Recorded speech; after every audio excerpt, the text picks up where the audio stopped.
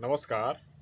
हमने अपने पिछले वीडियो में सर्वाइवल और हेल्थ के ऊपर विचार किया था और इस वीडियो में दुखों के ऊपर विचार करेंगे। भारतीय ग्रंथों में दुखों को 3 श्रेणियों में विभाजित किया गया है। पहली श्रेणी है शरीर की दुख, दूसरा मन का दुख और तीसरा प्रकृति प्रदत्त दुख। इसे शब्दों के रूप में आधि दैहिक, आधि भौतिक और आध्यात्मिक, ये 3 तरह के दुख कहे गए हैं। यानी कि हम विचार करें, इसको आसान भाषा में समझने का प्रयास करें तो शरीर का दुख यानी कि बीमारियां, दूसरा मन का दुख यानी भौतिक दुख, भौतिक दुखों को यहाँ मन के दुख के रूप में समझ सकते हैं, और तीसरा प्रकृति का दुख। प्रकृति का दुख यानी कि कोई भूकंप हो जाना, प्रलय आ जाना, अतिवृष्टि हो जाना, ये जो समस्याएं हैं, बिजली गिर जाना, इसके वजह से जो हमें नुकसान होते हैं, मृत्यु हो जाती है बहुत बार। तो ये जो दुख आते हैं परिवार के ऊपर, समाज के ऊपर, यह कह सकते हैं यह प्रकृति का दुख है। दूसरा, जिसे अधिकांश दुखों के ऊपर हम लोग जानते हैं, जिन्हें हम बीमारियों के रूप में जानते हैं, और वो है दैहिक दुख।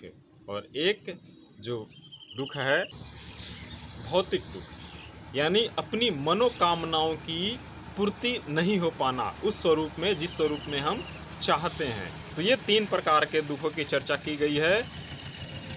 अभी वर्तमान रिसर्च से यह स्पष्ट होता है कि शरीर की अधिकांश बीमारियां मन की बीमारियां हैं, यानी उसका कारण हमारे मन में है। मानसिक विकृतियां ही हमारे शरीर के ऊपर असर करती है धीरे धीरे।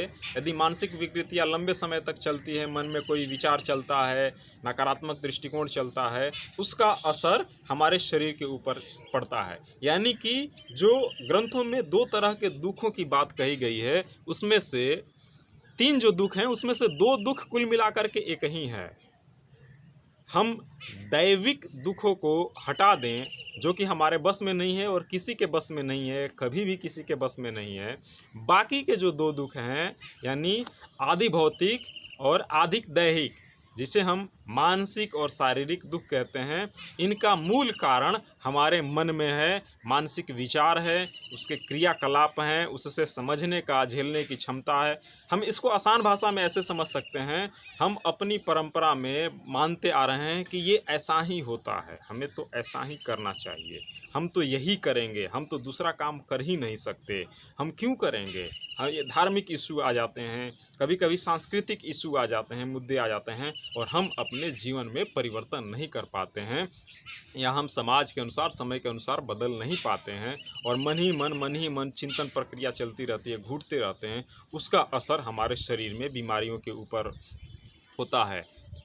अभी हमारे डॉक्टरों की एक टीम बहुत अच्छे से यह बात बताने में सफल हो रही है धीरे धीरे कि डायबिटीज़, ब्लड प्रेशर, अनिद्रा, तनाव इत्यादि बीमारियों का मूल कारण हमारी मानसिक है, मानसिक स्थिति है।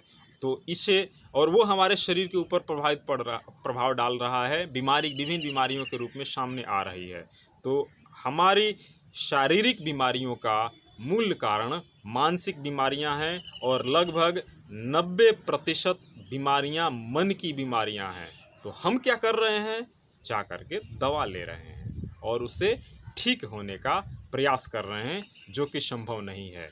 तो सबसे पहले हमें बीमारियों के मूल कारण को जानना होगा और उसे वहीं पे दूर करना होगा, जिसमें से अधिकांश मन में है। और कुछ समस्याएं ऐसी है जो भोजन से संबंधित है, शरीर से संबंधित है, और ये बहुत ही कम है और इसे बहुत आसानी से दूर किया जा सकता है। तो हम अगले वीडियो में जानेंगे कि बीमारियों के अन्य क्या क्या कारण हैं और किस तरह से हमारे शरीर में बीमारियां उत्पन्न होती है और उसे दूर करने के क्या उपाय हैं। तब तक के लिए बहुत बहुत धन्यवाद।